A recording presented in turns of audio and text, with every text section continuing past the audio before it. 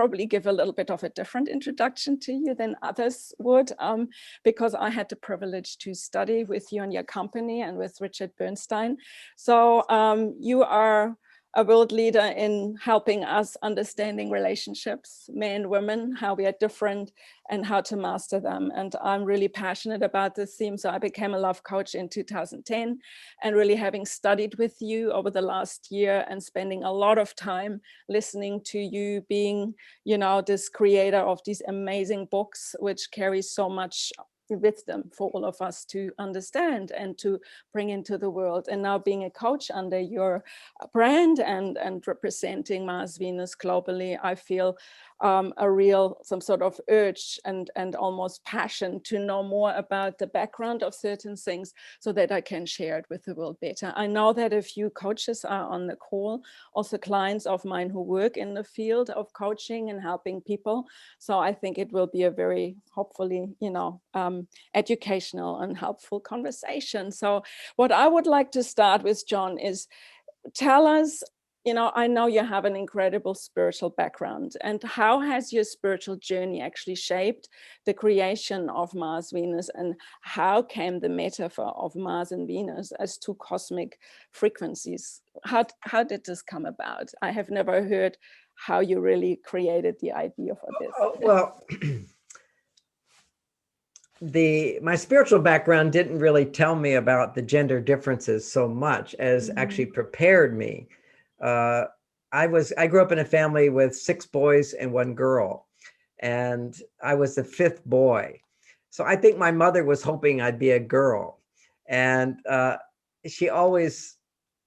mother and I were very, very close, we'll put it that way. And she kind of like protected me from my brothers who were always jealous of me. And later in life, when I was very successful, my brothers were complaining about their lives, and they said, well, you're successful because mom loved you more. And I said, that's ridiculous. I'm not aware of that at all. And we asked her, and she said to them, oh, I've done everything to love all my 7 children. I try to everything to love you equally. I love you all so, so much. It's just Johnny, he makes you love him more. So whatever it might be. And I think I had more of a spiritual sense to me. And the spiritual connection actually is, in me, it comes from my female side. And so I was a happy kid, a sensitive kid, a shy kid, and all of that. And loved women, loved girls. Sex as a teenager was fantastic. I always felt comfortable with them. But then my soul, to find balance, I became a monk. As a monk, it was like I'd gone so far to my female side, but I was truly loved by the female. You know, there's a place where males get close to their mothers, but their mothers aren't happy. And so then they end up trying to make mother happy, and they never can. And so they end up having a lot of psychological problems. My gift was that I could be close to my mother, and she just adored me and loved me, but she was a happy woman. There was never any neediness there, no clinginess or no demand for me to be a certain way. So I got a really good kind of love from my mother. And then I had a really great role model in the Maharishi of Transcendental Meditation, of a man who was, at least when I was with him, he was a beautiful balance of masculine and feminine energy. And by feminine energy, I mean, he was happy, he was loving, he was generous, he was playful, he was creative. These are all of our feminine qualities. And then the masculine side is, you know, he'd been a monk himself. He was very disciplined, hardworking, selfless, wanting to help the world. And so being in that midst of him being sort of the playful one, but not indulging so much time with me, because I would spend, 15 hours a day meditating. I would take silence. I would eat a bowl of food a day. I was pure celibate. To be pure celibate is to be extremely masculine. You see, if it's by choice, okay. A lot of guys don't have relationships, but they're masturbating to porn. That's the worst, weakening the soul. But truly, I never masturbated in my 20s, it was always taking that energy through spiritual practice and discipline. But what that did, he inspired me as a role model to go to my male side and learn. And I didn't have the language at that time of male and female, But after 9 years of that, my brother was bipolar, and meditation didn't solve it for him. So I kind of hit a place where I was no longer feeling the need for a spiritual teacher. But at the same time, my brother needed me. So I stopped being a monk. I went out to California to study psychology to help my brother, thinking psychology might help. And in that process, started having sex. It was like the greatest thing in the world. I felt like Don Juan. I went around studying women, what made women happy in sex. I would tell them the truth. I'm just making up for lost time here. and so I said, I completely went from my male side back to my female side. Because see, when men are wanting sex, they're depending on a woman to be happier. That whenever you're depending on anything to be happier, you're on your female side. So now I was like reawakening this sexual identity, and wanted to learn about sex, because it was a dilemma inside of me. Because when I would ejaculate, all of my spiritual experience evaporated. I still knew my oneness with the universe, my oneness with God. I had my experiences with me, but sex depleted me of the ejaculation, depleted me of the juice that allowed me to stay in these meditative trances and these really Yogananda-like experiences of traveling the universe and bliss for hours. And people say, how can you meditate for 15 hours? I could say, if you could imagine having sex for 15 hours, basically the same thing. Fantastic. Yeah. So that's sort of the foundation. So here I am, this rather enlightened type guy, and I'm now coming into the female world, but not understanding women at all. And so the first thing I wanted to learn about women was what made them happy in sex. And I didn't know any of this stuff. Back in those days, we didn't have sex education. There weren't a lot of books on sex and whatever. So I was traveling around interviewing women on what made them happy in sex and providing that for them and learning. And I thought this was such helpful information, and most men didn't have it. So those were my first workshops I taught, which was on, how to have spiritual sex, how to have enlightened sex, which is, at that time I was teaching for men how to have orgasms without ejaculating. If you haven't ejaculated for 9 years, it's pretty easy to have orgasms without ejaculating.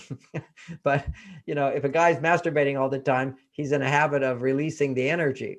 And so I taught those for a while. It was a bit too advanced for people at that time. But I realized that sex was really nothing, and it wouldn't last if you didn't also have love. And so I slowly shifted within a year from just focusing on sex to love. And what breaks down love is communication. You need better communication. And then I was married to Bonnie, and the gift that meditation gave me, which is the saving grace of our relationship, was that when, couples get upset with each other, anytime I was upset, I had the good sense. I had a place I could go to feel good, that had nothing, that would not bring my energy down, but would bring it up. I could go meditate. And in meditation, it's really what the Buddha taught, which was you forget all your problems.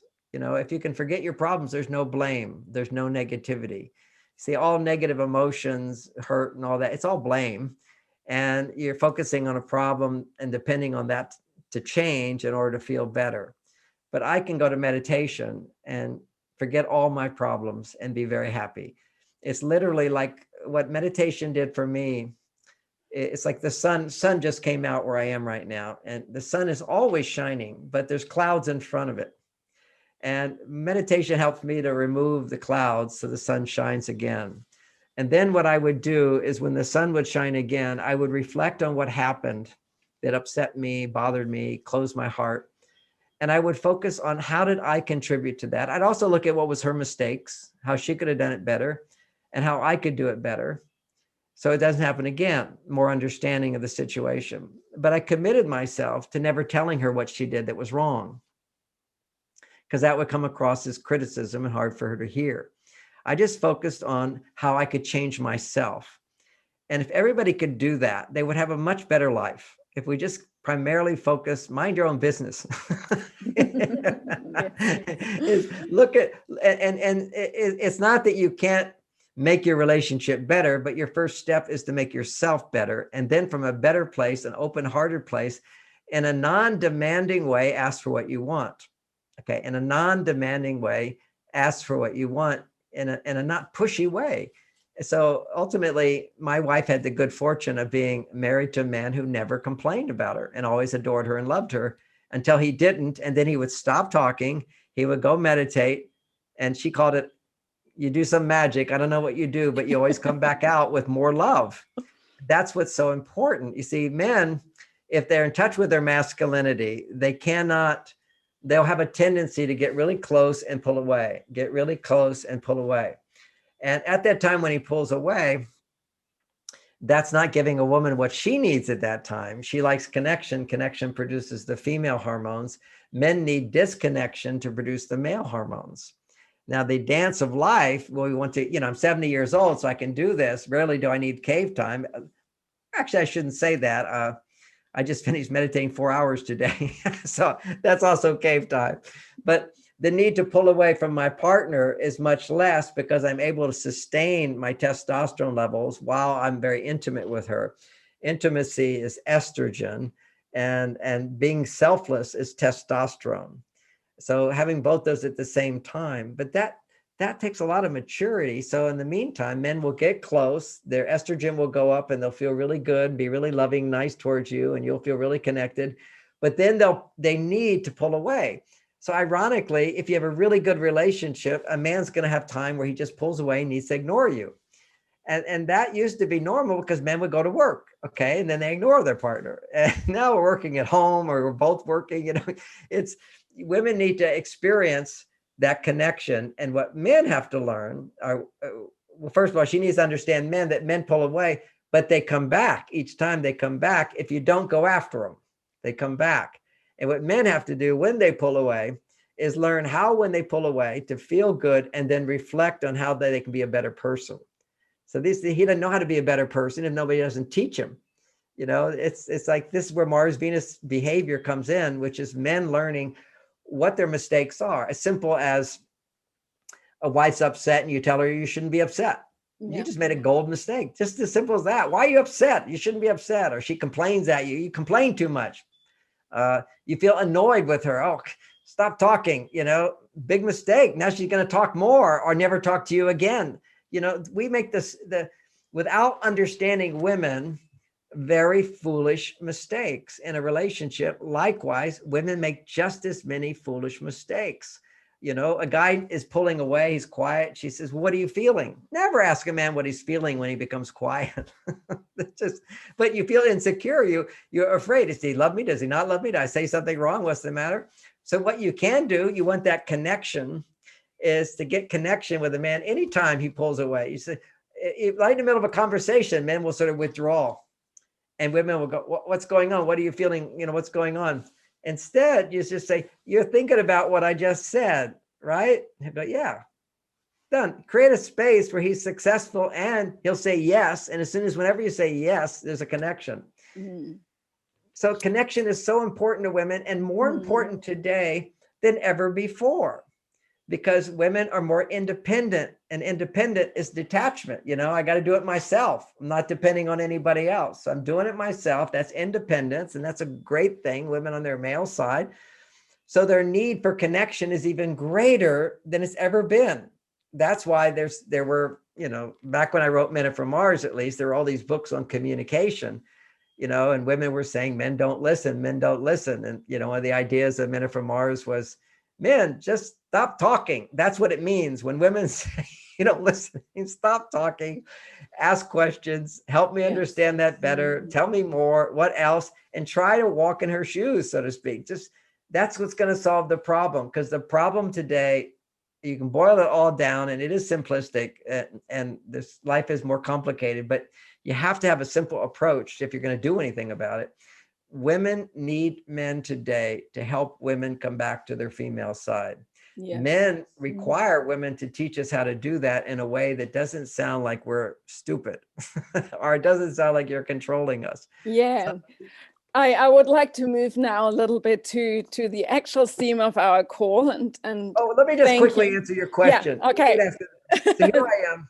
I'm teaching that whole idea that men and women are different. It was so politically incorrect. And many people were loving it. But even back then, there was a little bit of this ridiculous cancel culture. people would come in signs and disrupt my talks. It would just be unhappy women and sometimes unhappy men coming and blaming me for their problems. So these people would be disruptive. And I thought, how can I make this really playful and light? How can I need to, there's something missing here. There's something missing, because I was just talking about men and women being different. And I happened to be taking a course in astrology at the time, where we were in astrology, you have to learn the properties of the different planets. And my wife, Bonnie, she was Venus and I was Mars. It just felt right. And, you know, Mars is the masculine planet and Venus is the feminine planet.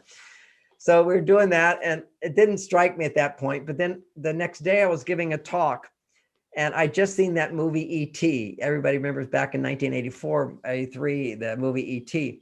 So I wanted to make a point to the women in the audience. I said, now women, just imagine your husband's E.T. Now my point was that in E.T., you get this little person from another planet. He likes chocolate, and she's telling her kids, you know, don't give him chocolate. That's not good. But for him on his planet, that's what's good. And so you have to understand what might be good for you is not necessarily good for him. It's a complicated idea. But I started out by just saying, so women, just imagine your husband's ET. And then they all started laughing completely. It was like, and then some woman in the audience, it sounded like she was drunk. She said, well, where's my husband from? And I said, Mars, of course. And everybody laughed and laughed and laughed. And I got chills on the hair stood up on my arm. And I said, thank you, God. You know, this is it. You know, men are from Mars. That's the way I can start teaching this idea. So it was a way to lighten the subject. But the subject of gender differences was, you know, a couple of years I've been teaching it. And it was very, very helpful as a therapist to explain to women how they misunderstand him, and explain to men how you're misunderstanding what your wife is really saying here. As a translator from two different planets, I could help couples so quickly and so helpful. And it was so helpful to them. It doesn't solve all problems, but it does improve the communication so that you can together solve your own unique problems. Oh, thank you, John. And sorry I interrupted you. I just felt No. you know, I give everybody a you're background. such an amazing storyteller. This is actually why I called this this meeting, you know, success stories, because you tell so beautiful stories all the time we're meeting you. And thank you for that very personal story, because I hadn't heard it from that angle. And that's really beautiful about the astrology and about, you know, how it energetically came about. You know, as there's a lot of coaches listening and so forth, and people do not remember ideas. They remember stories, and the story lets them come to the idea on their own, so to speak. So I just see the power of stories, and people acknowledge me. It was so helpful, because I think back to how many seminars have I taken, and it's kind of like even hard to remember, what did they say? What did they say? But when somebody tells a story that you can relate to in some way, you can generally remember stories. And people have told me this from 30 years ago. They said, I took your seminar 30 years ago. I still remember when you said this and this, because there was some example. And you know, for me, I have so much information. I sometimes want to blitz with information, and I have to remember it. Just tell a story, John, that where you learned that point, where you learned that. And that helps so much to really understand, and also to accept our own stories. I remember a previous conversation with you, you know, when we were together, you and me, in a call, and you said, you know, there's the time to tell stories and at a time not to tell stories, because sometimes it really hurts, you know, and we're probably wanting to come to this arena of hurt and heartbreak, and when things don't really work out the way we anticipated them. And this little book with a lot of, you know, wisdom in it, and particular emotional wisdom you have, or emotional intelligence you have channeled into it. How came this book about? And I think it's highly, you know, not seen in the mix of your other books. I think it's one that could be, you know, used much more by people who go through changes. So you want to talk a little bit about Mars and then starting over? Yeah. This is, well, you know, what people don't know is I was married to Bonnie for 34 years. Bonnie passed on 3 years ago. But I wrote Starting Over before that happened, because prior to being married to Bonnie, I was married to Barbara. And prior to being married to Barbara, I wanted to marry Bonnie.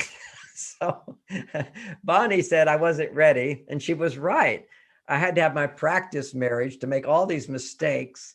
And this is where the emergence of the beginning point of Men Are From Mars came, by reviewing my first marriage and realized we were in role reversal. She was always wanting to know what I felt, and not willing to share what she felt. She always wanted to fix me. She was kind of like the man, always wanted to know what I felt and then tell me I shouldn't feel that way. And being a man, there was a dynamic where I would go to my cave and she could not deal with that. And she always made me feel so guilty. And you can't go to your cave, because it'd be a funny story is in our relationship, it'd be like, I'm this really generous, open guy, right? And I'm very agreeable and friendly. And I told her, I'm a great guy, but one thing is I don't talk after 12 o'clock. I thought 12 o'clock, I need to go to sleep. I get up early. I'm tired. I don't want to talk about the relationship or anything after 12 o'clock. Well, having said that, at 12 o'clock, she's ready to talk. She wanted, and we got to talk about this. And what do you feel about that? And why did you do that? And what's going on with you? I don't know how she could come up with so many questions, but she needed to talk. And I'm not going to talk. I'm not going to talk. And she keep at me. So finally I said, okay, I'm going in the other room. I'm going to go in the other room to sleep if you don't stop asking me all these questions. And then she'd keep going. So then I remember this time I'd go to the other room, and then she would come and she'd be so upset and she'd put her fingers under the door. You got to come back. It literally pushed her buttons of abandonment when I did that. Right. And she had issues about that. And so, and from my side, and for example, I would never say to my wife now, I would never say at 12 o'clock, I will not talk to you. Okay. Mm-hmm. I would never set that boundary. I say, look, if you ever really need me, I'm always there for you. You can't, because the boundary was like a test for her on some emotional level. And then when I pulled away, but here was an awakening, kind of a real awakening of something I didn't realize. After I was in the room and she was crying and she was at the door and I had it locked and please come back. I won't ask you, all that. I said, no, I'm going to sleep. And then she left and she went to the other room. And it just took about 5 or 10 minutes. And then suddenly I started missing her. Okay, I had to get away from her. Then she stopped pushing on me. Then suddenly I could go, yeah, I'd like to go in there. I could talk to her if she needs to. I just needed my space. I needed to pull away. And that was sort of the beginnings of one of the big ideas of Men Are From Mars, is when a man pulls away, if you go after him, he'll continue pulling away, going further in the cave. Just create a space for him to come out. Now, ironically, when I found out later, is it was that same night where she actually stopped pursuing me, went back to sleep. I went and got back into bed. She had made a decision at that moment, which is he really just doesn't love me. So then she began another relationship. But that was the moment. And again, what a tragedy, in that a man taking his cave time, she would take so personally that she couldn't depend on me. She couldn't trust me. Because deep down inside, that is the bottom line of what allows a woman to feel safe. And I remember this moment in my marriage. It was actually 23 years into the marriage. And I was asking Bonnie, how do you rate me as a husband? And we were doing so well. It became so harmonious, our relationship, and the sex got better, everything. And she said, well, as a father to our children, I can't imagine a better man, a better father. You are A+++. As a husband, you're not perfect. And I could hear that, because that's what makes it easy to hear. I'm not so defensive. I don't have to be perfect about everything. And so she says, as a husband, you're not perfect, but you've given me one of the greatest gifts any woman could want. And I said, well, what's that? She says, John Gray, I know you. 23 years. I can say things and do things that really push your buttons and upset you. And whenever you get upset, you stop talking, you go to your cave, you do some magic, and you come back out with more love. And so I know there's nothing I could say or do to push you out of my life. And that's the greatest gift anybody could ever want. Very beautiful. Thank you. So beautiful. And her support of that was so touching for me, because I have to say, probably 85% of guys out there, I don't know if it's all of them, they feel guilty pulling away. And so they never get that time to come back to themselves, almost like pulling back a bow and then shooting it forward. We need that time to come back to our masculine energy, which is autonomous, self-reliant, it's self-dependent, it's spacious, it has no complaints, it's self-fulfilling. Then once you're happy, you can't become happier unless you give of yourself to somebody else. And that's the dynamic of relationship for men, is to be successful in giving. And for women, once they wake up to what's really going to make them happy, it's the success in receiving. She's not selfish. She's not selfish. She doesn't have to be selfless. That's going to the male side. It's learning to be selfish in a loving way, which is to appreciate what you get, to ask for more in small increments, to create a space for someone to not always be perfect, to not be dependent on a man for your happiness, but dependent on him to become happier. What a beautiful concept. And that's when you have a life where you can, when you're with him and he's present, you can cling to that and go, this is like delicious ice cream or the best soup in the world, whatever it is that you enjoy, you cling to it, you're attached to it. And then when he needs to pull away, you've learned to let go and attach to something else. So attachment is all estrogen, and women need 10 times, 20 times more estrogen than men. And estrogen happens when you feel I can depend on this to make me happy. That's why during COVID, saving grace for some women was shopping, online shopping. Look what I could have. Look what I could get. Look what I could give. If women could just, one of the things, a little self-analysis here of looking at how you look at the world. When you say the word, I have to do this, I have to do that. And there's things we have to do, but if your mind is mostly filled with I have to, I have to, I have to, each time it's producing a stress response in you. It's increasing testosterone levels and lowering estrogen. For a man, I have to is what gets me up every day. Okay. I have to make a difference in the world. You know, I have all the money I could ever use and need in my life. So I don't have to work. I don't have to do anything to earn money, which is the biggest have to for men. You know, you have to work in order to make money, have a family, whatever.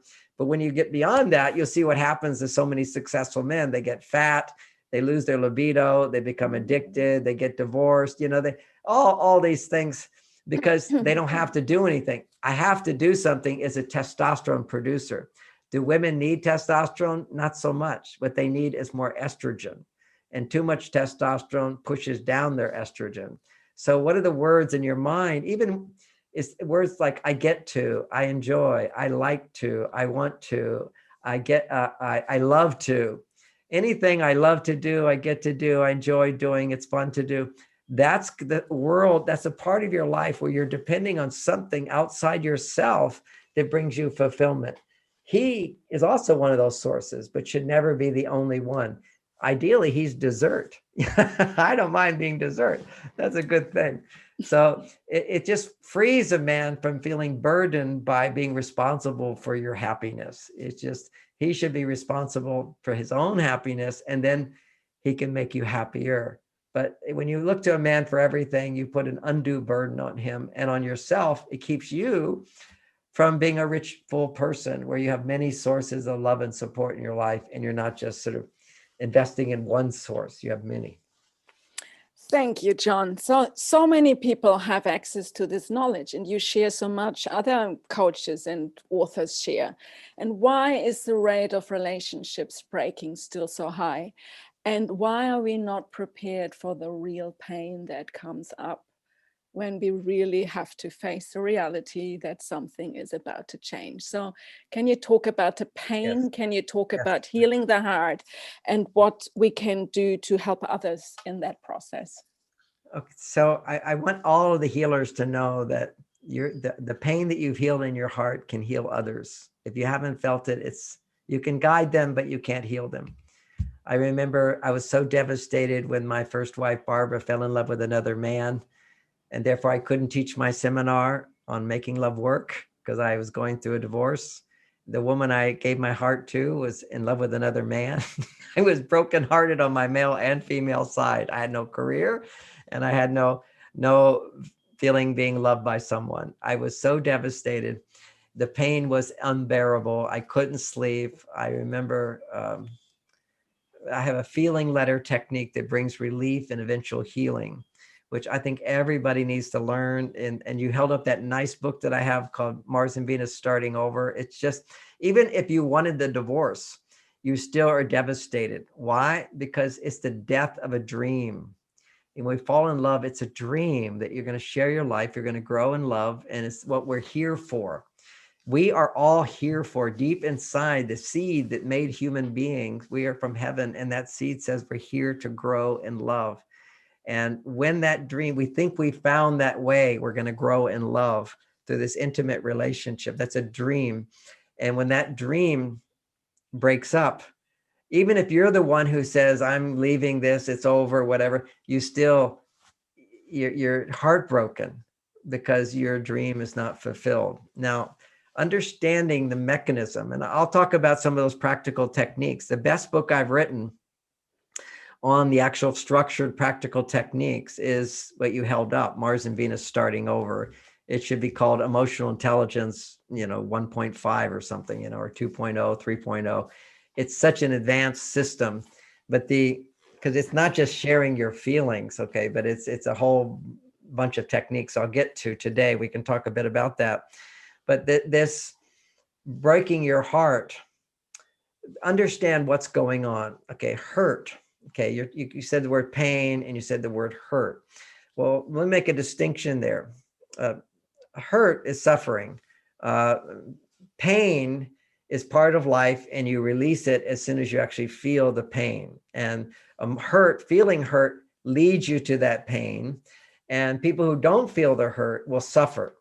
Okay, so the Buddha talked about suffering, but when you get to your emotional pain, you're now able to let it go. You can't let go of suffering. You can just find the pain which is causing the suffering, and then feeling the emotion, you're able to let it go by bringing your light to that. We'll get to how that happens. But the concept I'm moving towards here is something Freud explained, which is the phrase need integrate. There's a need integrate. Are you familiar with that term? Have we talked about that before? Yes, in the training we talked about that. Yes. But for others, let me share that. So a need integrate means that we come into this world with needs. Now, to a certain extent, we don't know what we need until we get it. So most people walk through life, they don't even know what they need. But if you did get what you need, then you go, oh, I got this. I really like this. This is good. I need this. If you never got it, you don't even know what your needs are. So, but once you're aware of your need, I need love. And we all, to some extent, I want to be appreciated. I want to be cared for. I want to hug. We know some of our needs. Okay. So once you have this need for companionship and love and acceptance, appreciation, all that, even if you haven't articulated it, you're with somebody and it feels really good. Okay. What's happening there is you have this need. Let's just say I need to feel appreciated, and you appreciate me. Now, what my brain does, if you do that over and over and over, my brain gets to a point where it says, I don't need to be appreciated. I need you to appreciate me. So my brain no longer goes, I just need love. I need to feel trusted. I need to feel accepted. I need to feel belonging. I need to feel safe. These are our primary emotional needs, which weigh much heavier on us today than ever before. Because once you get out of a survival mode, then your emotional needs rise forth. Just like you need food, you need air to breathe, you need your emotional needs fulfilled.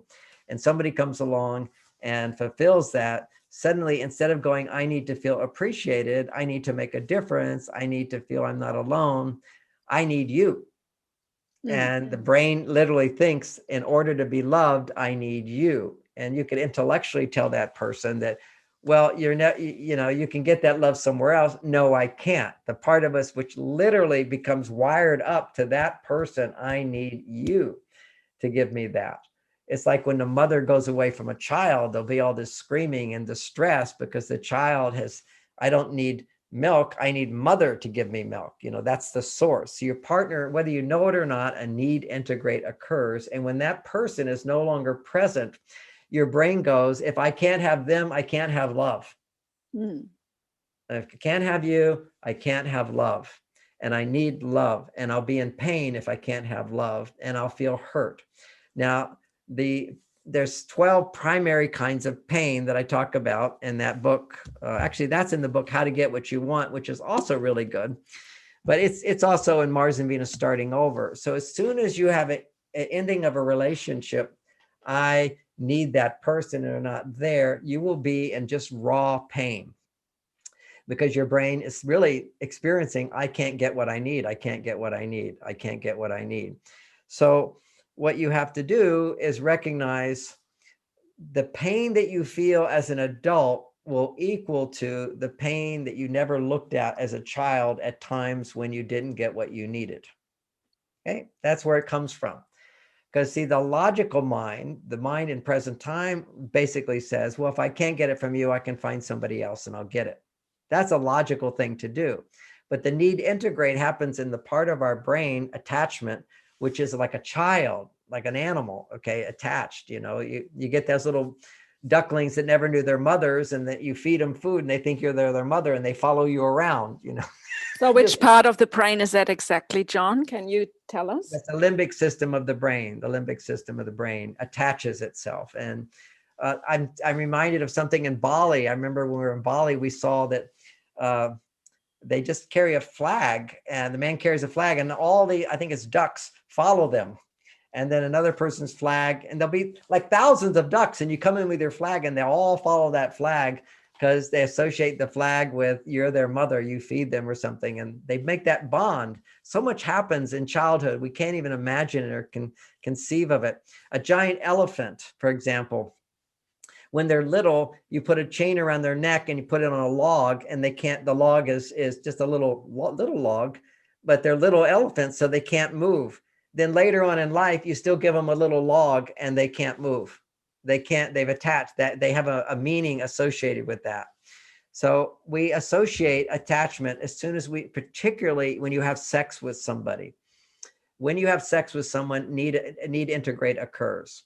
And you're back to your same part of your brain when you were a child, and you have these non-logical, non-rational feelings. I mean, isn't it kind of irrational from one point of view to think, I miss this person who I don't like anymore?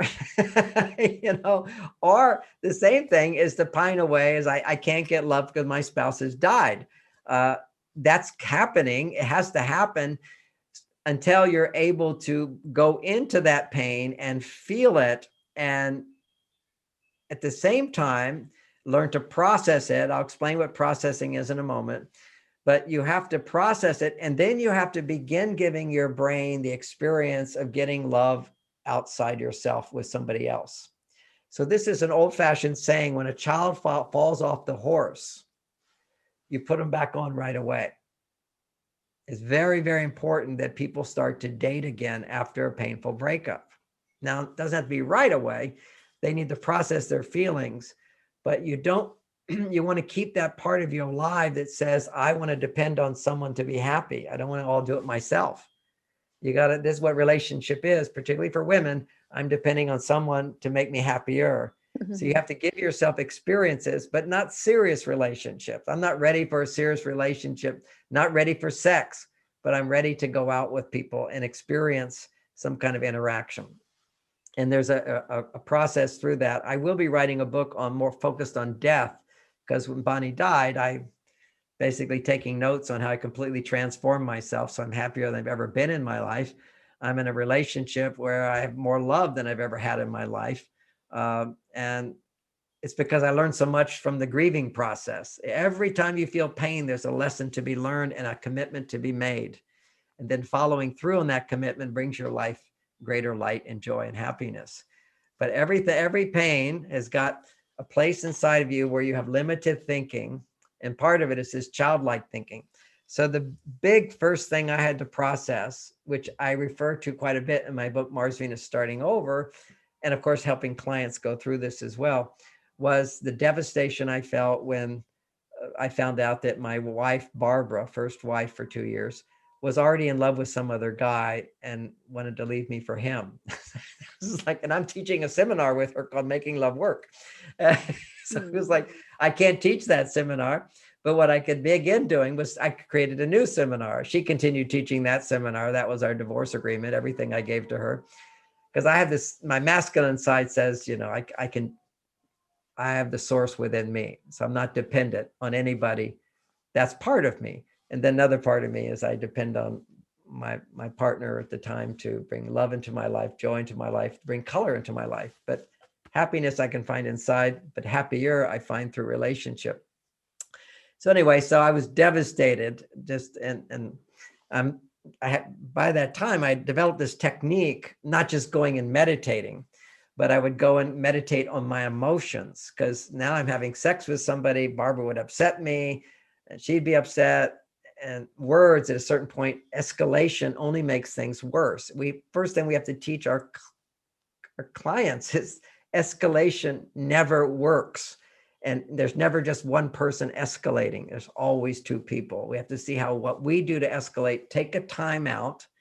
And a timeout should be a man turns within himself to cool down, to open his heart again. And a woman turns to others, her coach, her friends, God, nature, or her journal. That's turning to yourself in an emotional way and processing what's inside of you and not looking to anything to your partner until you come back to a place of, I am happy and fulfilled within myself, and I can come to you to be happier. So that's there's a free class for everybody at marsvenus.com. It's called How to Get Absolutely. Gillian, if you put in the chat the link, please, to the gift that John is offering all the listeners today, that would be awesome. Yes, please, John. They'll be there. And in there, we give the basic foundation ideas of men are from Mars, women are from Venus. But there's an overlying theme, which is how to get everything you want is 4 steps. One is recognize what you're doing to make it worse. Okay, you can look at your partner fine, but then the only change happens is you realize how you contribute to the problem. So we explain all that, how we unknowingly, so many people unknowingly make it worse. Men try to fix women, women pursue men. There's so many examples. Women complain. Whenever you complain, a guy, you're trying to change him, boom, you're sabotaging the relationship. You're looking to them to change. You're postponing your ability to feel love and happiness until your partner changes. That's the mistake all humans make. We postpone our happiness.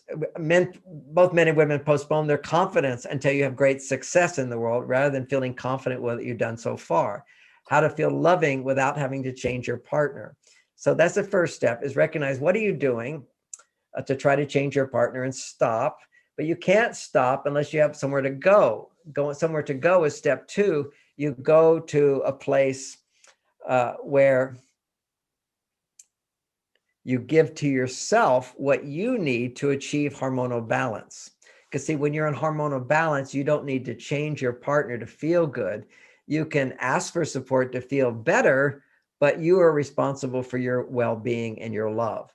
So you're out of balance, you're looking to them, you're postponing your happiness. You have to go find a place through certain behaviors, and they're different for everybody, but this is why we have this whole massive personal growth industry, which is what you can do at that time to find harmony. And what I've done is dissected down to the biological difference between men and women, because for women, it's a different process than for men. So what do you do to come back to balance? And then once you're in balance, your heart's open again without changing your partner.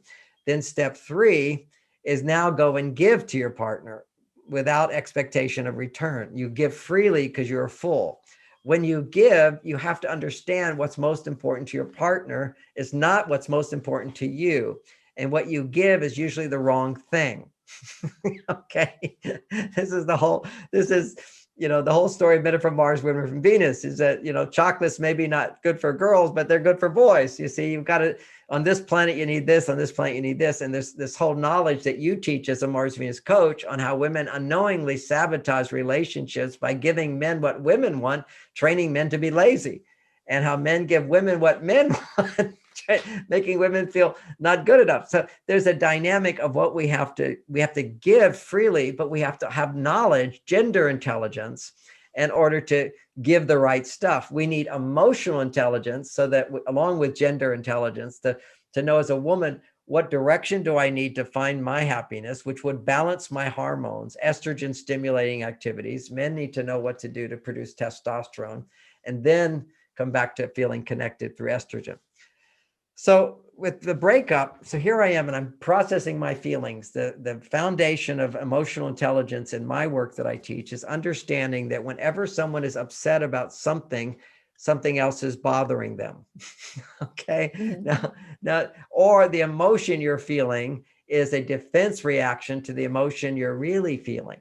So for example, any person who's angry, I mean, any person when they're angry, they're always afraid. But if you were to go to that person and say, you know, I think you're afraid. I'm not afraid at all. I'm just mad. What was done to me is injustice. It's a betrayal. And I'm mad because they did what's wrong. No, you're mad and you are angry, but also behind that anger is you're afraid. Or you had an expectation and you're disappointed and you're sad. See? So, but see, these emotional tones are like the opposite of each other. And if you're feeling afraid, often there's a part of you that feels, you know, fear of something bad's going to happen to me. Well, why would something bad happen to me? Is because part of me is inadequate or feeling unworthy. And that brings up feelings of guilt and sorrow. So there's always layers to our emotions. So, you know, for a primer for people, and I have to say, beyond Mars and Venus starting over is rather sophisticated and in depth. I always start people with my simple little book, my first book I wrote when my heart was broken with Barbara, which is What You Feel You Can Heal. That was my main skill I had, was to recognize that to be the person we want to be, we have to, one, recognize how we have all these masks that we wear, which I think is very metaphorical because right now everybody's been wearing a mask Yes. for years. And we're finally able to take off the mask, okay? Take off the mask. Yes, what's also absolutely. coming out is we didn't need the mask anyway. Now, we now have the big studies where in Florida, they had very little masks, and in California, all lockdowns and masks, and everybody is like jogging with masks on. I mean, just to the insane degree. So you got one extreme here, and then you can look and you can see that Florida has the same percentage of people who died from COVID as California. Yes. So in retrospect, we can see it didn't make a difference. Lockdowns don't make a difference in retrospect, comparing it where there weren't lockdowns. Yeah. And now there's another thing I just want to do. There we are. Nice chart. No, I just, your lovely chat, and I don't want to interrupt you, but I want to really add that because it's a lovely tool to use. And I know you have it in Beyond Mars Venus. Is it, in which book is it? Oh, in this book. Okay, it's in this book. This is the very sophisticated. This is one of our themes in Mars Venus coaching, which is we help people identify what their goals are. And then when they don't follow through on their goals, then now you're aware of what's keeping you from following through. And it's one of the 12 blocks. And we talk about the different blocks. And today we're mainly talking about the block of hurt. Okay. And if you look at the emotion of hurt, a hurt is an emotion. And really what you're feeling at that time is the more mind part of it. Is if you look on the chart, you're feeling excluded. You're feeling left out. Okay. It's like, and ironically, what we want people to understand is when you feel hurt, you're basically pushing away. You're pushing someone away when really what you're wanting is to feel their love. You're pushing away the very thing. When you're hurting, you're actually doing it to yourself. It's like, I'm a loving person. Who I am is love. We all are authentically love. And so when I say I can't love you anymore, or because you don't love me, I'm not going to love you, or because you're gone and I can't love you anymore. Okay, there's a block to love. I feel excluded. I feel left out. And so it's feeling excluded is what the hurt is about. And the block is whenever we're feeling excluded, which is now what's going on in our society, is this whole thing of inclusiveness. We want to be more inclusive because people are hurting. But what is the block? The block, if you look at the chart, this is what destroys our lives, is self-pity. Poor me, poor me.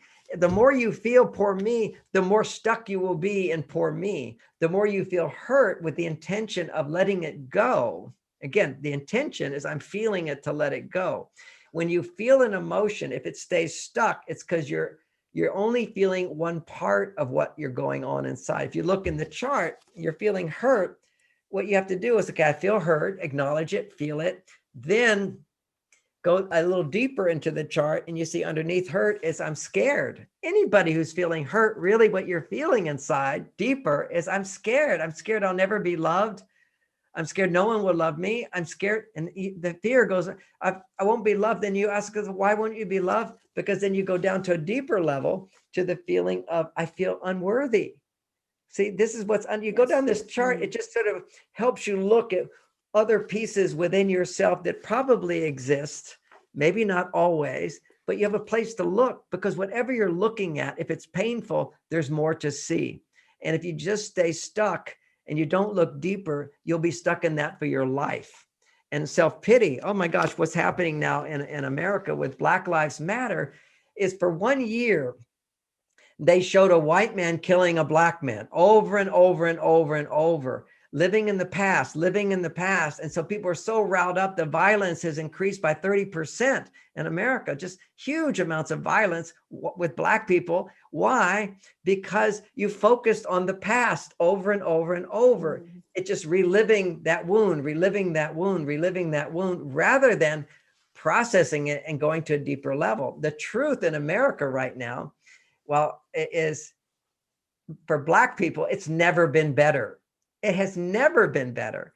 But now they want to take down statues of slave owners. Yeah, that's where the world was then. We're much better now. Let's celebrate. Those guys brought us, they wrote the Declaration of Independence to help us move in this direction. We celebrate the past. You know, when I talk about my childhood, I love my dad. I had a great childhood. And yet Texas in the 60s, when my 5 brothers misbehaved, it was, okay, my mother said, I'm telling your father. And dad would come home and he'd say, go to your father's room. He'd pull out his belt, you pull down your pants, and he'd whip you.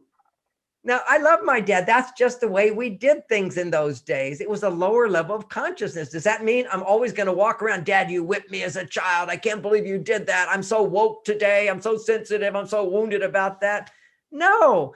He's doing the best he could do. Life was not perfect. It's better. It's not perfect now. It's better than it's ever been. And everybody's looking at the past. A big George with that center, they've got a big bust of this man who was a meth addict resisting police arrest. And he's a hero because the police killed him. And yeah, that's a bad policeman. You don't advertise that over and over and over into the psyche, but that's what we do in our relationships. Yeah. And I'm just going to say this for fun. And remember, this is for fun, but it's an image that comes up. One of the things I see when I'm in China and visiting various places, there's a part of China where they actually worship the penis. Also in Tibet, they do that as well. Okay. And they have a Chinese World's Fair. So that's where I saw this. And you go into that section, you know, like Epcot Center has all of the countries of the world, where China has their own Epcot Center, where they have all the various provinces. And in one of them, you walk in and there's this big giant penis. Okay. They worship masculinity. They think it's great. They think the penis is the greatest thing in the world. And so imagine you take this thing, which is the greatest thing in the world, and you're in a marriage today, and a guy has an affair, and now she hates his penis. And so she erects this big penis in the house and throws things at it every day, throwing stuff at it. How's your relationship ever going to get better? Absolutely. It's an outrageous story, but we have to realize that's what we do in our relationships is we pray. We just want to bring it up. We want to talk about it. We want to remember it and what victims we are, how we feel sorry for ourselves. Oh, we just bring everything back to, but you did this and you did. We have to learn to let go and celebrate the growth, what we learn. And you can't do that if you feel like a victim. You see, that's why we have to have the men are from Mars, women are from Venus understanding and relationships. What actually goes beyond relationships, the concepts all over the place, which is learning how to respect differences and not bring people down, but bring people up. But in a relationship, when you feel sorry for yourself, what happens is you stay stuck in feeling sorry for yourself, and the world will mirror that. So what you do is that self-pity as the block, you come to feeling excluded, you feel left out. Yes, everybody, every minority feels left out. right now, I will not get the vaccination. I'm a healthy person. I've already had COVID. I have antibodies to it. I don't need a vaccination. I'm not letting anybody tell me how to do it. I may never fly on another airplane again, although I'm buying my own airplane again. So, but anyway, I will not subject myself to this rule, this being controlled by somebody else. And that's just my personality. I originally grew up in Texas. We're rebels. But the reality is, and I'm so excited that there's about half of America that feels exactly like me. See, this is an untested vaccination. If you did it, I wish you the best for it. I don't judge you at all. I know that you have a different source of information. What's very upsetting to me, if I let myself be upset for a few moments, I will let myself feel it and let it go, is that all throughout the year 2020, there were treatments that doctors were using for people who got COVID that worked 85% of the time, so they didn't have to go to the hospital. Because literally going to the hospital was a death sentence. The official narrative in America, it's not that way around the world. They're laughing in America because we have more deaths than anybody. Because literally all of the institutions of America, if you work for like a hospital or whatever, you're not allowed as a doctor in order to treat somebody if they have COVID until their lips turn blue, they're out of air, and they go to the hospital. And then they don't give them the treatments that work anyway. The incubator kills 85% of them. So this is like insanity of wearing the mask. We got to take the mask off and realize it was ridiculous in the first place. We have so many defenses. All your anger is just covering up your feelings of sadness and disappointment. All of your sadness and disappointment is covering up your fears because you're afraid. See, if you weren't afraid, disappointment would be, oh, I didn't get that. Well, I'm confident I'll get it next time. Okay. So you have no fear. Fear fuels everything. You get mad at somebody. Of course, if you felt confident you were going to get what you deserved and what you needed, and that was enough, you'd never be angry about anything. You might be angry for a short period of time, but then you come back to loving yourself, knowing the truth, letting it go. So here I am, most devastating thing at that time in my life. And that's why I have to say at that time in my life, they get worse and worse as I grow older. Losing my wife, Bonnie, who we have a luscious, delicious, making love, beautiful relationship, grandchildren, a life of abundance. And then suddenly the doctor says, you've got cancer. 9 months later, she was a skeleton. It was the most horrendous, traumatic experience. I had, at least for 2 years, full solid PTSD, couldn't sleep at all. But earlier than that, I won't deal with that now. And get to the basics of how I first learned this stuff. I was writing the feeling letter. So the feeling letter is very simply, write what you're upset about. Imagine you're going to say to your partner, take the mask off, say whatever you're going to say, but don't tell them in person. Why not? Because whenever you throw negativity at someone, they're going to throw it back at you. They can't hear that. You can't expect somebody to hear you dumping on them. Be realistic here. Women used to come to me in therapy when I had 8 hours a day listening to women. And after a few sessions, they're so happy in their life, but they would come in and say, why is it that you listen so well to me and my husband doesn't? He's my husband. I said, you have to understand 3 things. One is when you talk to me, you're here once a week for 50 minutes. I don't hear it after that. 2, you're not upset with me. If you were upset with me, I'd say, find another therapist, period. I'm not going to work it out with you. And 3, you pay me. What payment does your husband get? The payment, when a man does things for his wife, we want payment. And the payment is that you acknowledge that we're a good husband and you're happy with us. That's what you come to a relationship to feel better, to go to a higher level of love. And it's through mutual affection and appreciation and understanding. You go there to be filled up. You make your love there.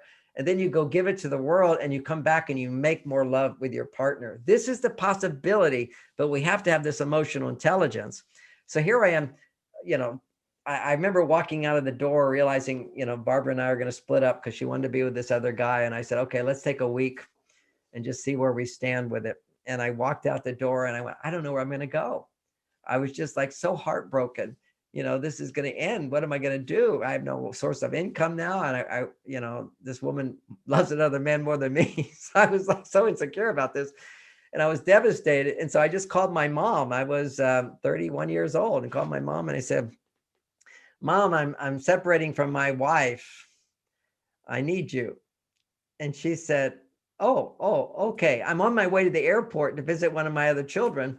I'll change my ticket at the airport and come visit you. And I said, that'd be great, Mom. So then I'm waiting at the airport for her, and now I'm writing out my feelings. I'm angry at my ex-wife, Barbara. I'm angry at her. I'm so sad. I'm so disappointed. I'm so afraid. I'm so insecure. I'm so sorry. It's not working out. Oh, I'm so emotional. I mean, it's just so emotional. And one of the things you do when the present time world triggers all of these strong emotions, these emotions is part of the primitive limbic system of the brain that a child, it's not logical, it's not rational, it doesn't have the prefrontal cortex associated with it.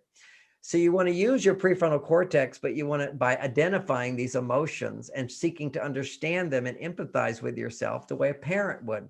So now I'm writing out my feelings from, what I'm writing out my feelings, all this stuff, kind of like being very dramatic about it. And then getting back to, I want to love you. I wish you were here and all this stuff. And then what you do is you imagine that person writing a letter to you, asking for forgiveness. And then you write about how you forgive them. It's a process. It's all my books laid out. But here I am at the airport. I hadn't figured that part out yet. I was just writing the feeling letter, getting my feelings out and crying. People are seeing me just thinking, this poor man. And then finally I get to the place where I'm writing along, and then I remember when I felt abandoned as a child. The memories were not in my mind at all. They were gone. They were repressed. It turns out that I was 6 years old or 7 years old around that time. My family took a trip from Texas to California, and we had a beach house for a month. And we got there, and my mother said, who wants to go to Aunt Inie's house? And that's my mother's sister, lives in California. And my brothers whispered in my ear, Aunt Inie lives across the street from Disneyland. We're all going to go. So I'm like excited. I want to go. I want to go. The whole point of the trip is to go to Disneyland for a little kid. And so I want to go. And suddenly I found myself in this car with these children I'd never met, going to Aunt Inie's house, and none of my family was there. And I spent 7 days there thinking I would never see my family again, complete feelings of abandonment, left out, feeling insecure. And I remember on the 7th day, I just said, I'm going to go back and I'm going to leave these terrible people. And I walked down the street to return. And it is seemed like a really long street. I've been there since, it's just a normal block. But I walked down the street. I'm determined to return to my family and leave these evil people. I was not happy there at all. And I got to the end of the road, and the road went to the right and to the left and then up a hill. And I realized I can't find my way home. And that was the trauma. I can't find my way home. And I felt it. And I remember as a little boy, I can't do it. And that's when the feeling of inadequacy froze inside of me. I just put my head down. Maybe I'll go back, and if I'm a good boy, they might return me to my family.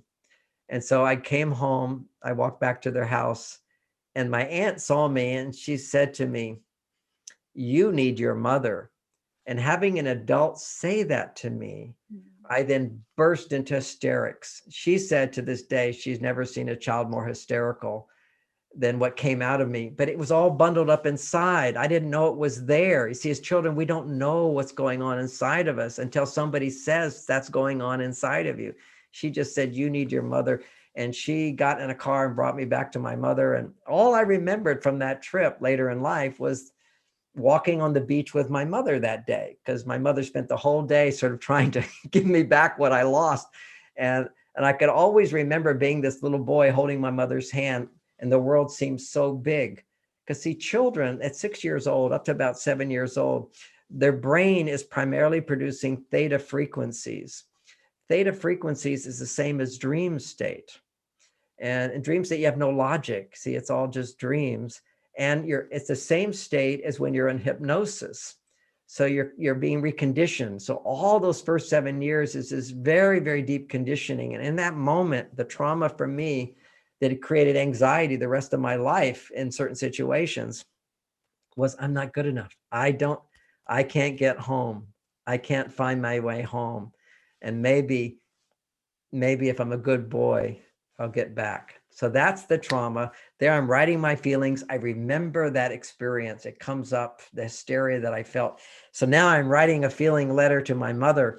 and my brothers, and I'm writing what I'm angry about, what I'm sad about, what I'm afraid of. I'll never get home. I'm scared. I feel not good enough. I'm sorry. I went in the car. All these regrets and so forth. And what I want is I need you. I love you. This childlike person just came out of me that I didn't even know existed. It was gone. See, this is our childlike feeling part. It's got so much love and so much good stuff from heaven in there. And so I was writing that out, and I just had all this catharsis where now I was feeling great. I was just feeling wonderful. I got all that out. Actually, I brought my awareness into it and loving myself. I took a good breath. I mean, this went on for 9 months basically, but it comes in waves. And so that I did the process, and right then my mother's plane arrived. She got off the plane. And I gave her a big hug. I said, Mom, I'm so happy you're here. And she said, well, I'm happy to be here. And I'm glad you asked me to come.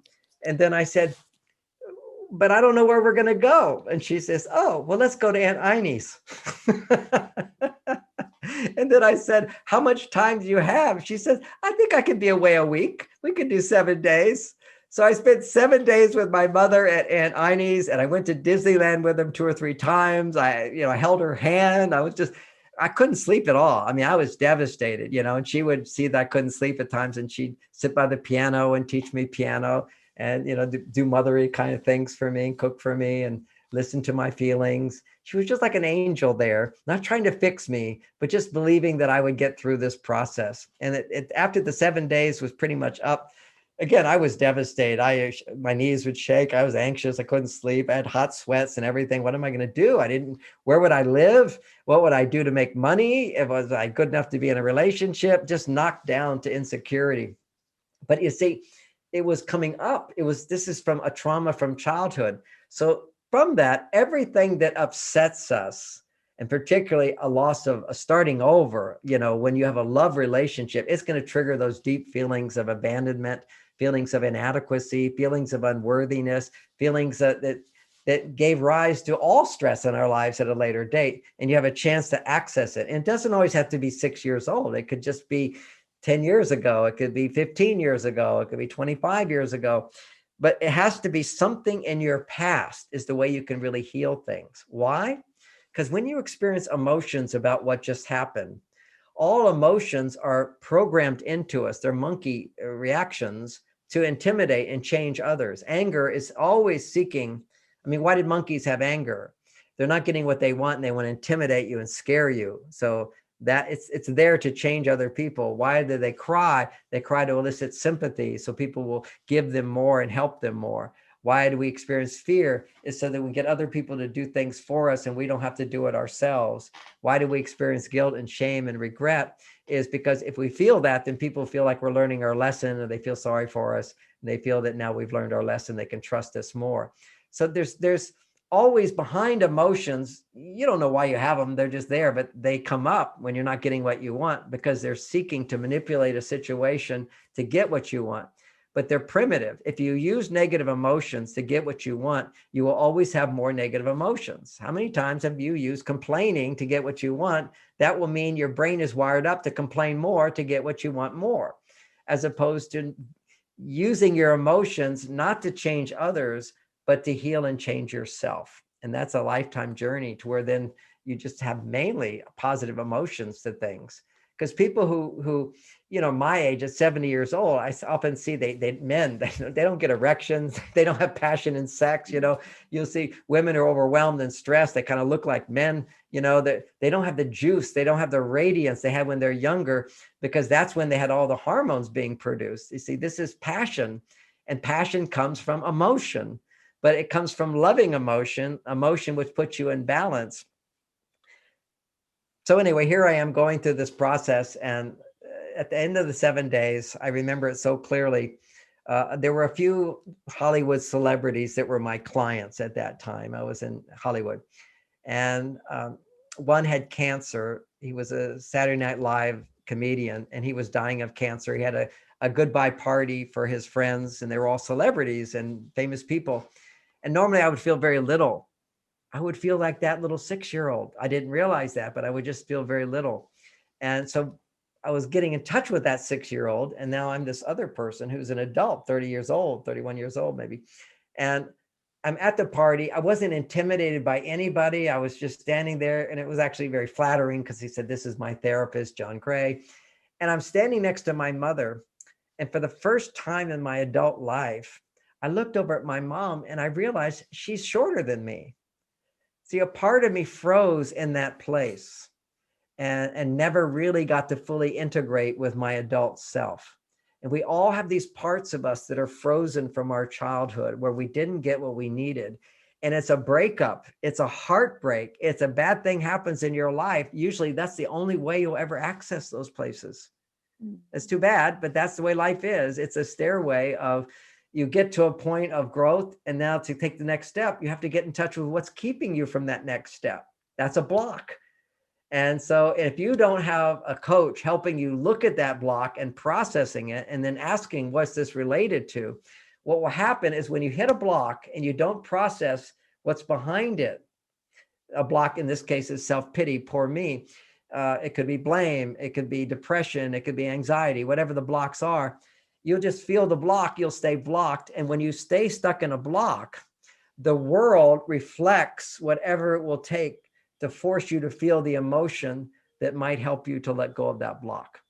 So always the world, and this is sort of metaphysical, but look at your life, victims just keep having bad things happen to them. And, if you let go of that, good things happen to you. And then you get to a point and there's some challenge that happens. And then you overcome that challenge. And that's what life is. It's we're here to learn. Now, some of us are on vacation. So I don't judge people who don't want to grow. They're happy in their little life and they're very contented. And that's okay. They don't come to me for help. I'm a person who says, you can have passion, you can keep a relationship going, you can make a commitment, you can fall in love, you can keep that love going. And people that want that, there has to be a seed inside of them. And then we give them that information. But I'm not attached to thinking everybody should do that. We're souls. We come from heaven. We all have a journey. And many people, unfortunately, don't fulfill that journey. They get another chance around, the way I look at it. So I don't feel sorry for them. As a matter of fact, I don't feel sorry for anybody. See, self-pity is a block. And if I feel sorry for you, your block is just being reinforced. So there's a big difference between sympathy and compassion. Both are forms of empathy. I try to put myself in your situation and feel what you're feeling. That's empathy. And do I put myself in your feelings saying, oh, poor you, poor you? That's just pushing them down, reinforcing their block, instead of compassion, which is a context that says, and now you have the opportunity to grow. And yet it doesn't invalidate the pain at all. Because I remember having processed, this whole divorce thing with my first wife, just devastated. But then having this experience where I was healing myself, and every day I felt more and more alive and better. And then I started counseling couples who were going through divorces.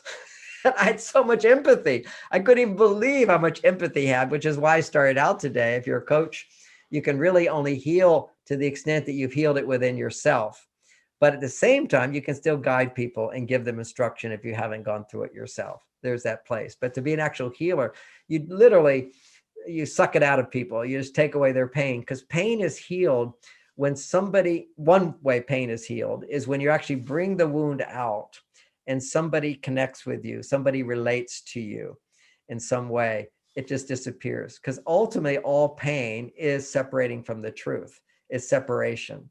And that's why, healing a divorce, a loss of a loved one, a loss of a business, these big losses actually can be the greatest healing opportunities if we can share that with somebody that can relate to it, or at least if we have a personal growth technique, which is what we've been referring to. The feeling letter technique is simply looking at what's bothering you in a discipline, saying, I'm going to write for 3 or 4 minutes about what makes me angry about this situation. And then what do I really want? You go from anger to what I want. And then you go from sadness, what I'm disappointed about sometimes, or sadness. And then you go, what I wish, what I want, or what I wanted. You always keep coming back to every negative emotion is you didn't get what you wanted. And then fear is what I don't want to happen, what I don't want. And then regret is, what I didn't want. I didn't want this to happen. Wish it didn't happen. So you've got these, we have the feeling letter format. You write out your emotions. You get back in touch with what you want and what you wish. Because see, that's who you are. who you are is this being that wants to help the world, that wants to love and wants to be loved. Okay, that's what we are. So you always keep coming back to what you're wanting, what you're wishing. And that's why if you divorce somebody and you're mad at them, you're sort of stuck in this place of, because of you, I can't be me. It's like Oprah once said, she said, you give someone free space in your brain to torment you. You know, this is why we need forgiveness, not for the other person, but for yourself. But there's something called the forgiveness response. And many people can't activate it. Part of what meditation, they often said there's the relaxation response. If you learn meditation, just repeat a harmonious sound over and over and over and over and over and over, and your mind wanders, and you come back and repeat the sound over and over and over again. What happens, it elicits a reaction inside to relax, and your mind begins to expand and open up. Well, there's a forgiveness response. It's a button that gets pushed. And the way you develop the forgiveness response is you access the part of you that's childlike, because it's the childlike part of you. It's not the adult part of you. It's the childlike part of you is where that button is. So you experience some pain from your past, you write out these feelings, and then you imagine a parent saying to you, I understand why you're angry. I understand why you're sad. You're disappointed. I understand what you're afraid of. I understand you feel bad. It's not your fault. It's my fault. I'm the parent. You're the child. You're innocent. I love you. I care about you. And I know you're upset because I didn't do this and this. And I promise you, I will do that in the future. And I know you wanted this and this. And I'll promise you that I will do this. I love you just the way you are. And you say loving things, you compliment this parent, you imagine this parent giving you everything you needed. You didn't even know you needed it then, and making promises to you and apologizing and saying, I love you, please forgive me. I love you, please forgive me. I love you. It's my fault, not yours. You're innocent. Please forgive me. It will elicit a response. It's there. It's not there as an adult. It's there as a child. So you have to go back to the limbic system, this child programming place, listen to what that child says, then give that child what it needs. And you see, and some people say, oh, you're just imagining that. Of course we're imagining it. Do you realize that whenever you think you're not good enough, you're imagining that? When you think you're unworthy, you're imagining that. When you think that you're not lovable, you're imagining that. When you think you're in the wrong place at the wrong time, you're imagining that. This is an amazing world. And you imagine focusing on what's not working rather than what is there and what is working. So it's all imagination, and it all got programmed in as children. So you go back to where the programming, where you were like a clay that could be molded one way or the other. And then as you get older, it gets hardened.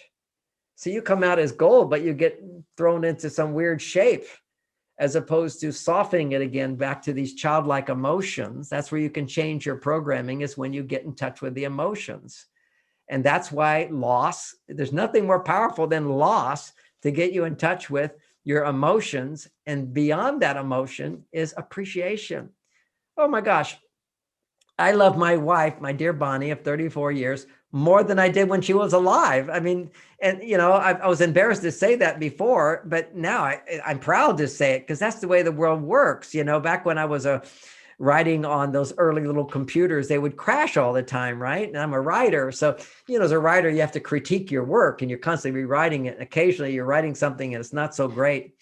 And you're thinking, I don't keep trying to make it better and it's not good enough. And then you lose it. The computer crashes. Oh no, that's the best. I can't recapture that. That's the best thing I ever wrote. It's like when you lose something, you miss it. That's also why we all get so attached and so cluttered in our lives. We don't want to let go of things, because when you let go, suddenly you think, oh, that's so valuable. I don't want to get rid of that. I might need that someday. So you have more appreciation of it as soon as you start to let it go. But in letting go, when you can't let go, when your life can't flow, things will just be taken from you. And it's not like you created it. You didn't create it. It's just that the way the world works in a harmonious way is what you're attached to disappears. And at the time for them, it's the right time for them. It's the right time for you. You know, when you do what's called self-reflection, self-analysis, analyze your life, particularly you're in your 40s or whatever, 50s, 60s, 70s, you look back and you realize you couldn't be the person you are today had not that happened. Oh my gosh, yes. I would have never gotten Bonnie to marry me had not Barbara fallen in love with another man. Yes. I'm just so grateful for that. It's the best thing that ever happened to me. And yet it was at that time, the worst thing that ever happened to me. So, and life is. Thank you sharing your stories. It's so empowering. Well, almost, I mean, I allocated and requested 90 minutes with you, and we are 20 past 12 New Zealand time, so 10 more minutes. Before we open for a Q&A, I would like to ask you one more, some sort of coming from the part of, the pain and the healing the heart, to the next level where we open up again to new love and to new opportunities. And I mean, there's a whole new world of online dating and, all these ways of relating we are facing nowadays in comparison to what it was when you wrote this book initially. 3-party relationships, this and that and that. I mean, there's so many more concepts that are so different. What would you say, let's make it really short and sweet, what would you say, what is carrying us into new opportunities with more grace, with more wisdom, with more skill set? Okay, so one of the themes of the book, Mars and Venus Starting Over, is very powerful processing techniques. Yes. And I mean, there's a lot in that book. I mean, there's this, and it's what carried me through to being the person I am today. Without a doubt, those are all very easy to apply, powerful tools, and I've mentioned some of them today. But also what's in that book is the many reasons we give ourselves to avoid starting a new relationship. So, I think it's 23 reasons women have, 23 reasons men. It's some big number like that, where I looked at all the excuses people give, rationalizations, justifications to say, I don't need a relationship, or I need to wait to have a relationship, or I'm going to have this kind of relationship. So like an example, let's say you're a mother and you've got a child and you think, well, now there's no father around. I need to give extra attention to my child, so I'm not going to date. Wrong.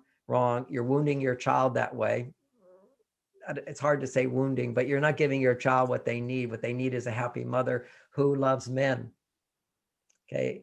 A little girl needs to feel that you can trust men. A little boy needs to feel you can trust me. And you do that when mom looks at a man and says, I'm getting my adult needs fulfilled. A mother should never look for her love needs just from her children.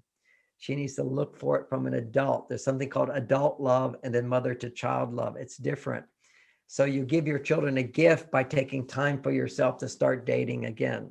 So that's like one example. So many different examples of how we fool ourselves we don't want to feel the pain of being rejected again. That's what it is. We want to protect ourselves. And to the extent you protect yourself, you only cause the wound to become greater. Anything you avoid, you're actually growing, the fear increases more and more and more, even if you're not feeling the fear. It's just something, I don't want to go there. I don't want to go there. So you need to start. That's the most important thing, is get back on the horse, but do it in a different way. For a woman, you would not be thinking, I'm going to have sex with somebody. That would be way too vulnerable, bring up way too many feelings. But I'm going to create a series of positive dating experiences with very low expectations. The only expectation I have is to once again experience as a woman. I think mostly women are listening. I may be wrong. But as a woman, we have probably more men actually. Oh, I can see. Maybe half, yeah. Well, men generally don't have the problem of, statistically for men, within 3 years, they're married again. That's a statistic. And for women, it's 9 years if they get married, and quite often they don't. They just figure, I don't need a relationship. Because the ultimate thing for women and men are different. Women don't need men to feel love. Men primarily need women to feel love, and we feel love only because we have this stronger sex drive than women. The part of the brain that regulates sex is much bigger in a man than a woman, and it also has less requirements, and it also is more necessary because feeling the pleasure that sex provides helps a man to feel. And when he can feel, then his estrogen goes up and he can feel love. Women have many things that can increase their estrogen. They're not so dependent on sex. It's just that sex is dessert. But for men, it's the main meal. Sex is so important for men. And so that will drive men into taking risks and whatever to get another relationship, because the sex drive is his way to find love.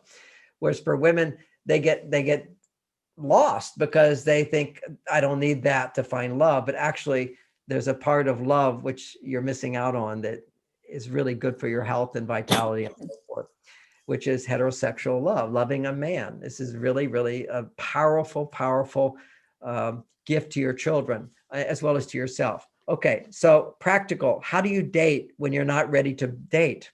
You lower your expectations. For example, as a woman, you don't expect to be turned on to a man at all. You're finding a man who's more interested in you than you're interested in him. And he seems interesting. That's all. Curious, a nice man. And he wants to do things for you. You're not obligated to do anything for him. You're not obligated to have sex with him. That's way down the line, generally for a woman, because what will come up, just the thought of sex is going to bring up more pain that you're feeling from losing this attachment. Okay, this marriage ended. Now I don't want to get hurt again. Boom, it's going to hit that childhood stuff. So you have to go on the date to then experience your resistance to going on a date. That will bring up those feelings and you can process them. And so you plan a date, you go on a date, you see how you feel about it. When butterflies, I'm uncomfortable, I don't want to do it, I've changed my mind. Process the emotions that you're going through. They're all irrational. You see, all unhappiness is irrational. And if you're a child, it perfectly makes sense. I don't go around saying to my clients, you're being irrational, because that would hurt their feelings, but they are. I look at everything negative in my mind and say, it's false evidence appearing real. It's based on fear. FEAR, false evidence appearing real. And what is the evidence? These negative beliefs I have that are outdated. They belong to a child who doesn't yet have a higher self or a higher sense of wisdom, a lifetime of experience to make sense of things. And people do need the gender intelligence as well to be more rational in relationships, because we have so many unrealistic demands of the opposite sex, that they behave like us, they think like us, that they give us everything we want. That's all just nonsense. That your partner is dessert. And when you go on these dates, for a woman, it's about getting to experience having someone do things for you again. So your mind can start to open up to, oh, I'm not fully dependent on the person I lost to get what I need, but I'm getting a little bit and a little bit. It's kind of like house shopping. And if you were to shop and you're going house shopping, if you find a house that if you're looking for just the right house, like for example, you could come to my house and see my house. It's a beautiful home. But if you wanted to buy my home thinking that, okay, you're going to have sex with this home, or you're going to buy this home, you're going to give yourself to this home. What do you do when you buy a house now in America? I found this out with my daughter's home when she bought her house. You actually hire someone. You hire someone to come and find everything that's wrong with the house and negotiate. You don't want to put yourself into that situation where you're having to hire someone to look at what's wrong. That's your brain going into override, going into, oh, but look at this and look at this and look at this. It's just simply you're going to create a series of positive dating experiences to get a little bit more of what you like, and to enjoy being in the presence of someone. And for a man, he needs to just enjoy doing something for a woman and getting a smile. He doesn't have to go for the whole sex thing, whatever. Some men don't feel the need for sex. I did. I just have being married to Bonnie, having such a great sex life, to lose that was just like unbelievable. But this is a sweet thing, but you have to do it at the right time. For the first year, for me, grieving the loss of my lifetime partner, that's different from a divorce, but you have an amazing relationship, of soulmate relationship, and then have your partner die, watching it happen. That's just another trauma, powerlessness and helplessness, and just simply see her body go from vibrant sex partner, love partner, parent, grandparent, and deeply in love with her, and she turned into a skeleton. The night before she died, I remember I was massaging her, and it was so silly in my mind. I said, honey, did you know you have scoliosis? Scoliosis is when your spine is bent. But what had happened is her whole spine had broken off and was just, it was off to the side. I realized later, oh God, she didn't have scoliosis. Her body was literally falling apart. It was just so sad, so sad. And it took me, at least 6 months of just wailing. It had hit such a primitive level. It wasn't childhood stuff in here. We're talking about some kind of animal inside of me, very deep into the primitive parts of my brain, couldn't find words, could just wail. and wail and wail. And I will write a book on grieving the loss of a life partner. That's a big thing, because it's different from just a relationship that wasn't working, worked and didn't work, tried to make it work, something that is you rely on totally, and then it's gone. That was you want to die. I Yeah. want to just die with her, you know. Oh, And yes. if a husband died, a woman would throw herself onto the fire and die, you know, give up her life, just because that need integrate. If I can't have your love, then I can't ever have love again.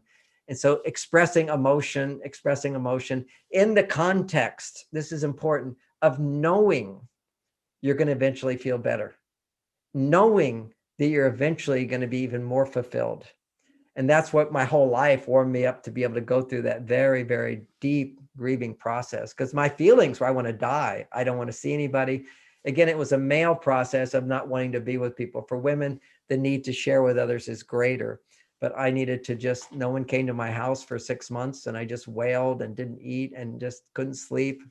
But I did talk to people online, and something very nice, which I'll put in my book. And so many people, when they experience a death, and so many people have died in the last year, one of the things to say to people, because people don't know what to say, you know, they want to say something to cheer you up. You don't need someone to cheer you up. You don't need someone to say, well, you know, your partner's in heaven smiling on you and they want you to be happy. You shouldn't cry. It's like, I would just go, yeah, that's true. I would never make somebody wrong for it. How dare you say that to me? But what really works, and this is why funerals, when I often do this at funerals, is people stand up and share stories about the person that died. Because every time I would ask people, I say, well, tell me what an experience you had with Bonnie. And then it was literally like for a moment, she was there again, because to that person, that she's still there with them. And so I'm getting to see Bonnie again through their eyes, and through their love of her, and their appreciation of her, and something good about her. And so I'm able to see her again, and see her again, and see her again. And so I collected all of these emails where I asked people, just I'm not saying anybody, but tell me what you like about Bonnie, share an experience. And that's what I'd love to hear. And it just touched my heart each time, which then brought up more feeling. And then I could eventually start seeing how this was all about my childhood, and I could process some childhood things. But mainly for me at this stage of my life, it was more about going back and remembering every time, particularly the first 15 years of our marriage. I think we had a lot of little big challenges that we went through as I was developing these ideas of how to resolve conflict, how to handle differences, and so forth. And from this place, I could look back and see how I could have done that better, If only I'd done this, if only I'd done that. Because when you're grieving, your heart is so open, and inside of an open heart is so much wisdom. And then with that wisdom, then starting a relationship and committing to be that person you wanted to be with her even better. And I'm not doing this from this point of perspective, I feel really guilty. I was a great husband. She said I was magnificent, but still can be better. And to be able to go back and feel, oh, if I've only done that, could have made her life easier in that way. Feeling the regret and then letting it go with an understanding of wisdom, how I could have done it better, and then committing to do it, and then doing it. So it's the doing it. That really brings the fulfillment and heals everything inside. So, and still, you know, I've got all her pictures everywhere, and I want to see her. I will tear up from time to time, feeling grateful, feeling so lucky, feeling sweetness. It's kind of a melancholy sweetness, no longer pain. And that's what people have to know. There's an end to the pain once you process it. And there's so many different ways to process it. Wonderful. Oh, I so appreciate all your wisdom. I just want to invite you talking for just a minute about your website and your insider program, because the gift link we have in here leads to a kind of little process you offer, and then people have the opportunity to learn more about your work. Just how can people work with you at this stage? Just share a little bit with us. Well, we have this free course, which is the gift, which is right on the front page. You have the link to it, and it's how to get everything you want in relationship. That's a beginning. Another is our best course that we get rave reviews on is I edited it, but my daughter, Lauren, did the whole thing, and it's for women only. It's called How to Get Your Me Time. And another way of looking at it is how to be happy without depending on your partner, so your partner can make you happier. How to get your partner, how to train your partner. You know, she just trains women how to train men. So so that course is available. And I used to have it. You mentioned the Insider program. I discontinued the Insider program. It's a 1-year programmer. So those who are in it, they're in it. They'll be on it for next year, and that's it. What I'm doing now is, I do 3 to 4 hours every Thursday on YouTube and Facebook. So I'm just making myself fully available to do that for anybody, so they don't have to pay anything for it. So, I don't really need the money. So I just figure I'll do that and let people get what they can from me. And what, I usually do a couple hours, and then I take people's question and answers on Facebook. YouTube, I can't get their questions, but I get it on the Facebook. It's simultaneous. So if people want to see more of me, you can go to YouTube, become one of my, what do they call it when you're subscriber? Yeah, subscriber. Subscribe and share, please share. Share, yeah. You subscribe, and you can see already there's, I think maybe 100 of these long talks I've given.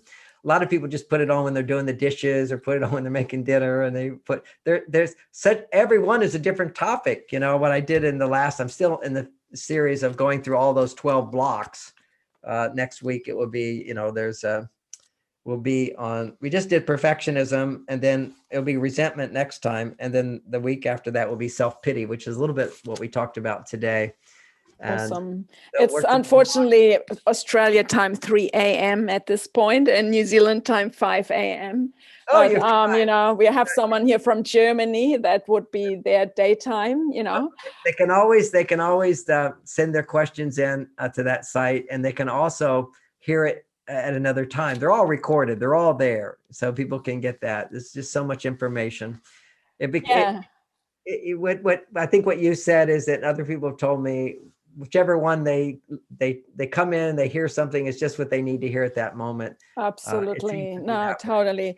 What I want to also enforce is, of course, us coaches, in order to be Mars Venus coached, we coaches are here. So we coaches offer half an hour for free as a gift. So that's what John is proposing and communicating as well. So Jilan, maybe you put the link to my calendar. So if people do feel that they want to have time with me to learn about Mars Venus and share about their life situation and see whether this type of coaching is a fit and or a match, then I'm very happy to meet anybody. So particularly if somebody's never done coaching before, I invite you to do it, because you don't know what you're missing until you get it. And it's such an amazing experience to have somebody who knows how to ask questions that you answer to somebody you don't even know. And ironically, when somebody you don't know knows you in a way that most people don't, because you don't always share the answers to the questions they ask you, you learn yourself more. You learn about yourself more through that process, more so than if it was somebody that knew you.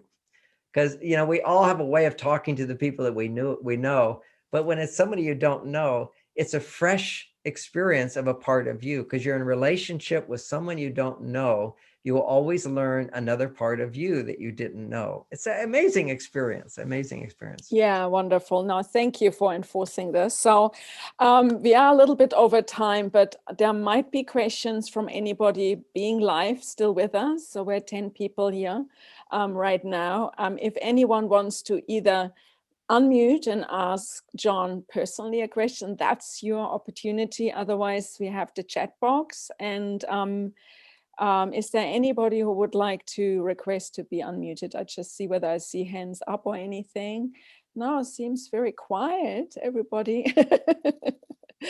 Yeah, thank you so much, John. Is there anything else? I had one more last thing. I'm mother of 3 millennials between 20 and 25. My 25-year-old daughter had a bit of a heartbreak moment yesterday, and just really looking into the future.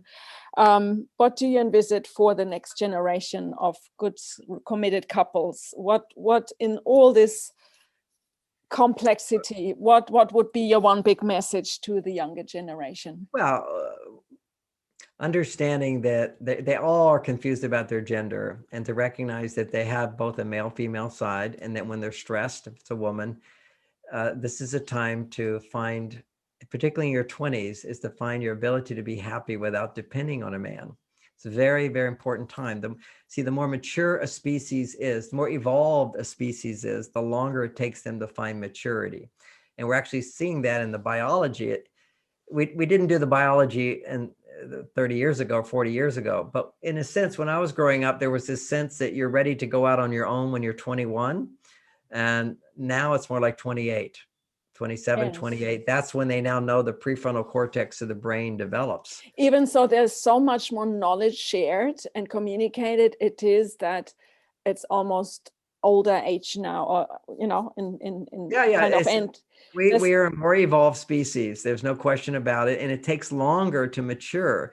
So we can be very critical or judgmental of what they're going through, but actually it's a longer process, and they shouldn't expect and even encouraged, in my perspective. I wouldn't discourage it strongly, but I wouldn't encourage someone to get married until they're 27 or 28, just because their brain hasn't fully developed in terms of a sense of what can make me happy. So let's take an example of a 21-year-old woman who has a baby. Her happiness is coming from raising a child rather than taking care of herself. Or she gets married to some guy and they have this big romantic relationship, and she commits herself to him and he commits himself to her. What happens before they have a sense of who they are and what makes them happy from inside, they're going to be dependent on their partner too much for their happiness. See, it's part of the secret of why I could write all my books as well, is that I was 32 years old before I got married. And so I've been a monk for 9 years. I'm a happy guy. I know how to do the whole thing. And not that I don't have challenges and problems, but I can always come back to my happiness without anybody changing. To a certain extent, that's called not taking life so personally, which is, if you're upset with me, it's not about me, it's more about you. Some people riff me off or whatever. Well, look, I know I'm good within myself. I don't depend on you to treat me a certain way. I'm not so offended by things. I'm not so annoyed by things.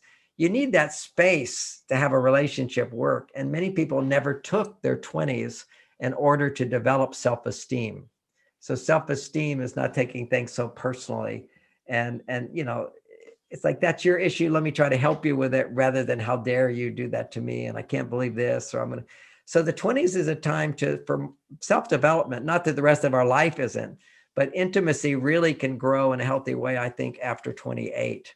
27 is a good time to be getting married if you've somewhat grown. Some people are still too immature to get married, and so they'll have a few divorces before they wake up and realize they're the problem in their life. Yeah. Oh, thank you so much. Very, very last question. You have this beautiful statue behind you. Every time I see you online, I wonder, what is this amazing being? Is it an angel? Is it a Magdalena? That comes from the Vatican. Oh my God. That's an actual beautiful story there. I believe my whole office is filled with power objects. Beautiful. Behind that is a big, gigantic crystal ball. Yeah, I see that now. I got statues all around. I got football helmets of famous football players, and I got Egyptian statues, all authentic stuff. You see, when people, that statue, I'll just tell the story of that statue. Back in the day when people had little cameras, you'd have to go to the camera store in order to get your film. So the Vatican, across the street from the Vatican, was the camera store. And literally there were thousands of people in line to get their cameras going through this little Vatican store. And they also would go by Mother Mary and offer things to her. So basically it was a holy relic, people praying to her through her. So a lot of energy came through to that. And so I said, I'd like to buy that. And they said, oh, that's priceless. You can't buy that. Till I offered them a price they couldn't resist. Thank you. That's a very, very cool story. Thank you so much.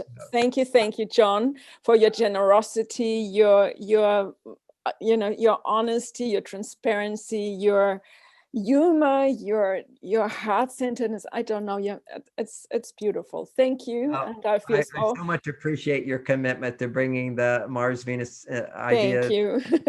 emotional intelligence. We really need it in this Gender world. intelligence. I just recorded a little piece about gender intelligence actually 2 weeks ago. So I will speak more about that. And, you know, I have done a couple of webinars about starting over. And I think taking from this conversation new material into new webinars will be very, very valuable and helpful for many, many people around the globe as we share. Very Thank welcome. you for your Thank you time all for and a joining us. wonderful afternoon and evening in the US. And I hope we see you again, yeah, very soon. Okay, thank you. Bye-bye, We can do everyone. this again. Thank you. Yes, thank you, John. And goodbye to everybody. Thank you so much for coming online.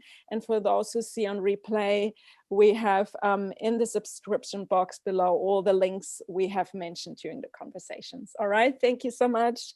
Good night, good morning. Bye-bye. Bye-bye.